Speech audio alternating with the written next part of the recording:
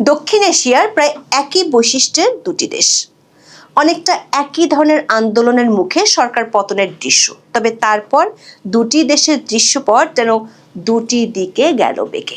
একটি দেশে আন্দোলনের প্রধান শক্তি জাতীয় নির্বাচনে প্রায় অস্তিত্বহীন, আর আরেকটিতে সংখ্যাগরিষ্ঠতা পেয়ে নতুন সরকার গঠনের পথে। দর্শক, বলছি বাংলাদেশ এবং নেপালের কথা। দুটি দেশই জেনজিদের নেতৃত্বে আন্দোলনের মুখে সরকার পতন হলেও পরবর্তী সময় কেন এতটা ভিন্ন চিত্র তা নিয়ে শুরু হয়েছে নানামুখী বিশ্লেষণ। বিশ্লেষকরা বলছেন, বাংলাদেশে আওয়ামী লীগ সরকার পতনের পর রাতারাতি কিংস পার্টি গড়ে অন্তর্বর্তী সরকারের অংশ হয়ে যাওয়ার খেসারত দিচ্ছে জেনজিদের নেতারা। দুর্নীতি, মব সন্ত্রাস আর ক্ষমতার অপব্যবহারের বিস্তর অভিযোগে মাত্র 18 মাসেই তারা নায়ক থেকে পরিণত হয়েছেন ভিলেনে। নেপালে যখন জেনজিদের সমর্থিত দল স্বাভাবিক নির্বাচনের মাধ্যমে ক্ষমতার দুয়ারে, বাংলাদেশে তখন শুরু হয়েছে আন্দোলনের নেতাদের বিরুদ্ধে দুর্নীতির অনুসন্ধান। তাদের লালন পালন করা অন্তর্বর্তী সরকার উপদেষ্টাদের ফাইলও তলব করছে দুর্নীতি দমন কমিশন। বাংলাদেশের জেনজি নেতৃত্বের করুণ এই পরিণতির দায় কেবল তাদের নয়, বরং অন্তর্বর্তী সরকারের ক্ষমতা দীর্ঘায়িত করার খেসারতও তাদের দিতে হচ্ছে। 1.5 বছরে প্রধান উপদেষ্টার বিভিন্ন বক্তব্য এবং কর্মকাণ্ডে বাংলাদেশের জুলাই আন্দোলনের উদ্দেশ্য নিয়ে বহু প্রশ্ন উঠেছে। মেটিকুলাস ডিজাইনে আন্দোলন করার দাবি খোদ ডক্টর মোহাম্মদ ইউনূসের কণ্ঠে উচ্চারিত হয়েছিল। এমনকি মানুষ তাকে 50 বছর পর্যন্ত ক্ষমতায় দেখতে চায় এমন দাবিও তৈরি করেছিল নানামুখী সন্দেহ। নেপালের অন্তর্বর্তী সরকার যেখানে 6 মাসে নির্বাচন দিয়ে বিতর্কহীনভাবে ক্ষমতা ছাড়ছে, সেখানে ইউনূস সরকার 1.5 বছর মস্তদের থেকে দেশকে পরিণত করেন মবের রাজ্যে। অবশেষে নানামুখী চাপে একটি বিতর্কিত একতরফা নির্বাচন দিয়ে তিনি বিদায় নিলেও 1.5 বছরের অপশাসনের ক্ষত নিয়ে ভুগছে নতুন সরকার। এমনকি ইউনূসের প্রধান মিত্র জামাতের পক্ষ থেকে নির্বাচনে অনিয়মের অভিযোগ তুলে ঢাকার রাস্তায় হচ্ছে মিছিল। আর কোনো মতে 6 আসনে জয় পেতে জেনজিদের দল এনসিপিকে সওয়ার হতে হয়েছে মুক্তিযুদ্ধে বাংলাদেশের বিরোধিতা করা জামাতের কাঁধে। বিস্তারিত জানতে চলুন যাওয়া যাক বিশ্লেষণে।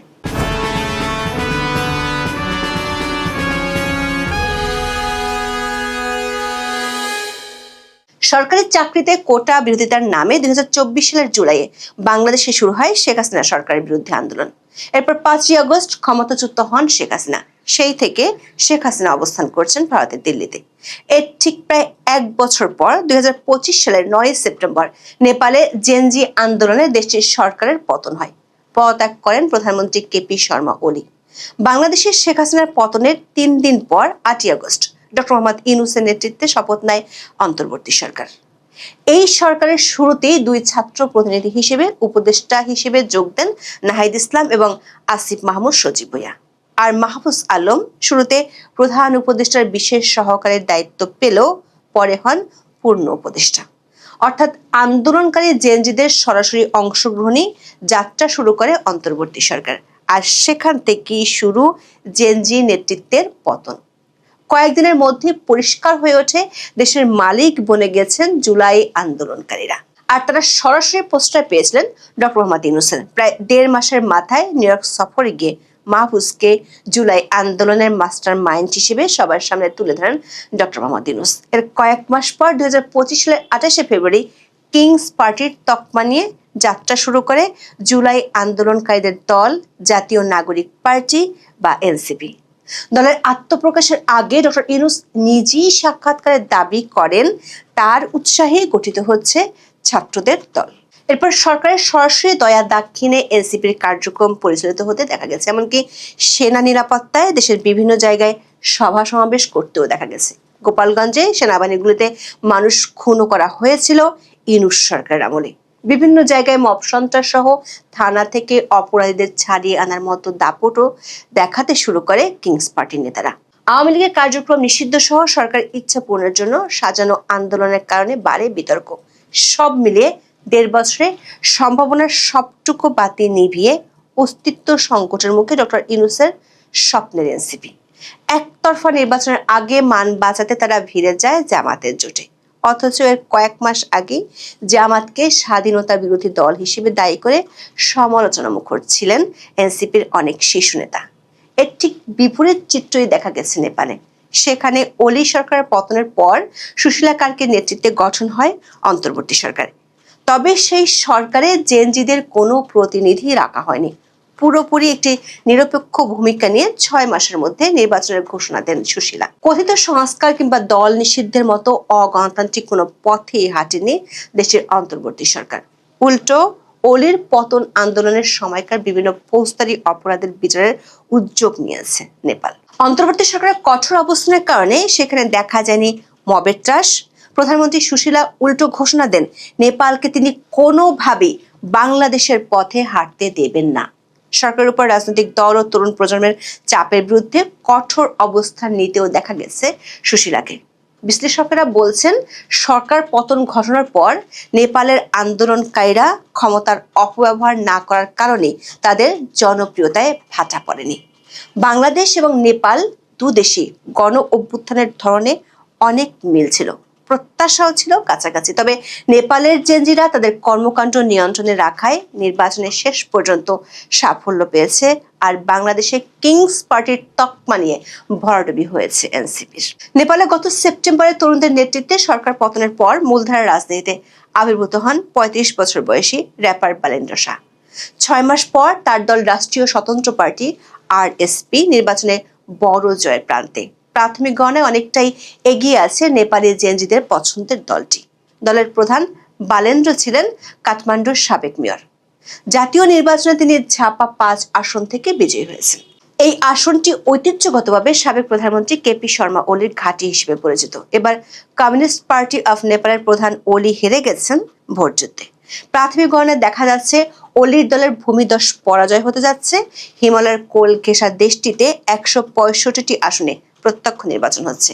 এর মধ্যে মাত্র 8টিতে এগিয়ে রয়েছে ওলির দল, আর বালেল্যান্ডের আরএসপি এগিয়ে রয়েছে 86টি আসনে। নেপালের সবচেয়ে পুরনো দল গগন থাপার নেপালি কংগ্রেস এগিয়ে রয়েছে 8টি আসনে, আর সাবেক আরেক প্রধানমন্ত্রী পুষ্পকমল দহাল ওরফে প্রচন্ডের দল এগিয়ে রয়েছে 7টিতে।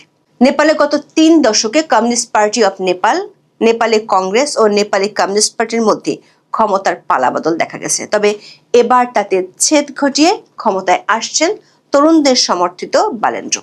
দল গঠনের মাত্র অল্প দিনের মধ্যেই ক্ষমতায় বসে যাচ্ছে রাষ্ট্রীয় স্বতন্ত্র পার্টি আরএসপি। বালেন্দ্রর নির্বাচনী প্রচারের সময়ও বিশাল জনসমাগম দেখা গিয়েছিল। সামাজিক যোগাযোগ মাধ্যম এবং সরাসরি জনসংযোগের মাধ্যমে তিনি পরিবর্তনকামী তরুণ ভোটারদের আকৃষ্ট করতে সক্ষম হয়েছিলেন। অথচ বাংলাদেশে 1.5 বছরের তালবাহানা ও নাটকীয়তা শেষে একতরফা নির্বাচন করেও জুলাই আন্দোলনকারীদের দলের ভরাডুবি হয়েছে। জামাতের কাঁধে চড়ার পরও মাত্র 6টি আসনে জয় পায় এনসিপি। এসব আসনে ব্যাপক কারচুপির অভিযোগ তুলছেন প্রতিপক্ষ প্রার্থীরা। ত্রয়োদশ জাতীয় সংসদ নির্বাচনে বিজয়ী প্রার্থীরা হলেন নাহিদ ইসলাম, আক্তার হোসেন, হাসনাত আব্দুল্লাহ, আব্দুল হানান মাসুদ, আব্দুল্লাল আমিন ও আতিকুর রহমান মুজাহিদ। বাংলাদেশে 12 ফেব্রুয়ারি নির্বাচনে 2/3 বেশি সংখ্যাগরিষ্ঠতা পেয়েছে বিএনপি। আওয়ামী লীগকে ভোটের বাইরে রাখার পরেও এনসিপির ভরাডুবি এবং বিএনপির বিপুল জয় প্রমাণ হয়েছে মানুষ এখনো পুরনো নেতৃত্ব এবং দলের উপরে আস্থা রাখছে। এর জন্য 1.5 বছরে জুলাই আন্দোলনের নেতাদের কর্মকাণ্ড এবং তাদের পৃষ্ঠপোষক ইউনূস সরকারের চরম ব্যর্থতাকে দায়ী করছেন অনেকে। এনসিপির মতো দলের পক্ষে যে দেশের সত্যিকারের পরিবর্তন অসম্ভব তাও প্রমাণ হয়েছে 1.5 বছরে। এর ঠিক উল্টো চিত্র নেপালে। পুরনো দলগুলোর পরিবর্তে নতুন নেতৃত্বই হয়ে উঠেছে আস্থার প্রতীক। বিশ্লেষকদের মতে নির্বাচনের প্রাথমিক ফল ইঙ্গিত দিচ্ছে সেখানে প্রচলিত রাজনৈতিক দলগুলোর প্রতি জনগণের অসন্তোষ বাড়ছে, আর এই কারণে গণ অভ্যুত্থানে অংশ নেওয়ার শক্তি কি সমর্থন জানিয়েছেন সাধারণ ভোটাররা। দর্শক, গত বছর অক্টোবরে সই হয় জুলাই সনদ। সেদিন ডক্টর মোহাম্মদ ইউনূস বলেছেন, জুলাই সনদের স্বাক্ষরের দিনটি শুধু জাতির জন্য নয়, সারা পৃথিবীর জন্য এটা বড় রকমের উদাহরণ হয়ে থাকবে। বহু জায়গায় এটা পাঠ্যপুস্তকে থাকবে, ক্লাসরুমে আলোচনা হবে, বিভিন্ন দেশের রাজনীতিবিদদের মধ্যে আলোচনা হবে। তারা চেষ্টা করে দেখবে তাদের দেশে এমন কিছু করা সম্ভব কিনা। তবে বাস্তবতা হলো, বিশ্ব তো দূরের কথা, বাংলাদেশি ডক্টর ইউনূসের শাসনামল এখন আতঙ্কের নাম।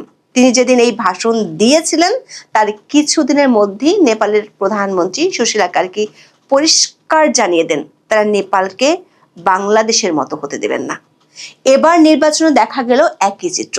বাংলাদেশের যেখানে তরুণদের দরের ভরাডুবি, সেখানে নেপালে উঠছে জেনজিদের বিজয় কেতন।